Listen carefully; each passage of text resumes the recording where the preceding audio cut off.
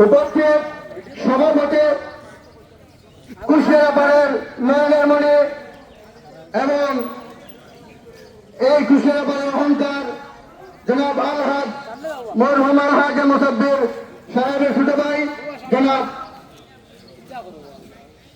শওকত মামা এবং এখানে উপস্থিত প্রধান অতিথি হিসেবে উপস্থিত আছেন সিলেট মহানগর স্বেচ্ছা সেবক দলের সাবেক সদস্য সচিব জনাব আজিজুল আজিজ সহ ছাত্রদল যুবদল অঙ্গ সহযোগী সংগঠনের ভাইরা আসসালামু আলাইকুম।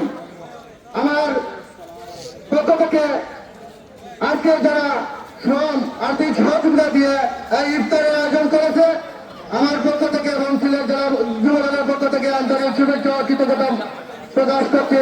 পাশাপাশি আলহাজ মুসাব্বির সাহেবের কিছু কথা না বললে নাই হয়, যিনি গরিব দুঃখী মানুষের কথা ভাবতেন, যিনি মানুষের পাশে সবসময় সুখ ভাগাভাগি করে নেওয়ার চেষ্টা করতেন, তিনি ছিলেন আমাদের শরীফগঞ্জ ইউনিয়নের একমাত্র ব্যক্তি।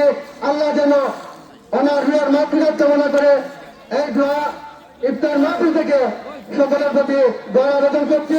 পাশাপাশি শরীফগঞ্জ ইউনিয়ন বিএনপি যুবদল ছাত্র দলের উদ্দেশ্য বলতে চাই, শহীদ প্রেসিডেন্ট জিয়াউর রহমানের উত্তরসূরি জনাব তারেক রহমান যে 31 দফা দিয়েছেন সেই 31 দফাকে সফল করার লক্ষ্যে সকল মানুষের পাশে এবং প্রতিটি জনগণের কাছে পৌঁছে দেওয়ার জন্য সকল ঐক্যবদ্ধভাবে কাজ করার আহ্বান জানিয়ে আমি আমার বক্তব্য শেষ করছি। বাংলাদেশ জিন্দাবাদ, কারণের অহংকার তারেক রহমান জিন্দাবাদ, দেশনেত্রী বেগম খালেদা জিয়া জিন্দাবাদ জিন্দাবাদ। আসসালামু আলাইকুম।